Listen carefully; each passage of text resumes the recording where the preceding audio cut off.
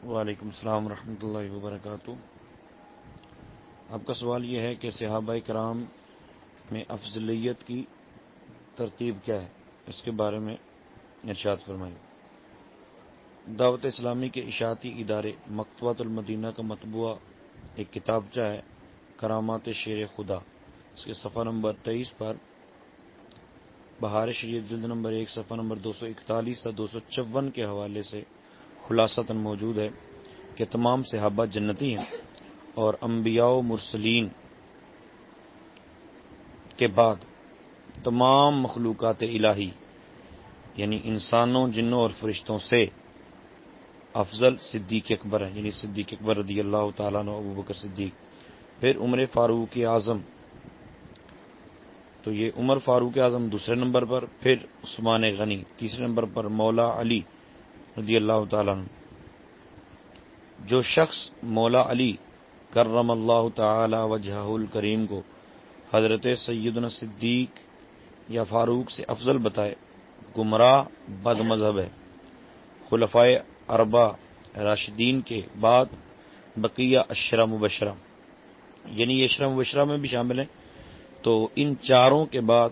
اشرا مبشرہ کے جو باقی ہیں، اور حضرت حسنین اور اصحاب بدر اور اصحاب بیعت الرضوان کے لیے افضلیت ہے، اور یہ سب قطعی جنتی ہیں۔ اور افضل کے معنی یہ ہے کہ اللہ عز و جل کے یہاں زیادہ عزت و منزلت والا ہو، اسی کو کثرت ثواب سے بھی تعبیر کرتے ہیں۔ تو مطلب انبیاء کرام کے بعد جو صحابہ کی ایک ترتیب تھی وہ میں نے عرض کر دی، مگر ایک بات یاد رکھیے، کبھی بھی کسی صحابی کے بارے میں یوں نہیں کہنا کہ فلاں سے ادنا ہے اور پھر اس کی تنقیص یا توہین کی جائے، یہ قطعاً جائز نہیں ہے۔ حضرت علی المرتضیٰ رضی اللہ تعالیٰ عنہ آپ کا خود کا ایک ارشاد گرامی ہے کہ میری وجہ سے مسند امام احمد بن حنبل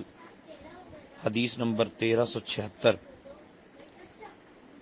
کہ آپ نے فرمایا میرے بارے میں دو قسم کے لوگ ہلاک ہوں گے۔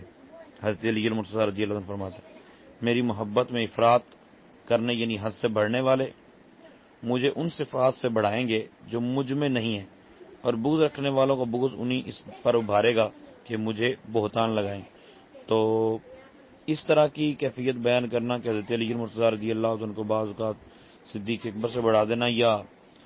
خود رسول اکرم صلی اللہ علیہ وسلم کے بارے میں معاذ اللہ بعض لوگ کہہ جاتے یہ ان سے بھی افضل ہے، تو ایسا قطعاً جائز نہیں۔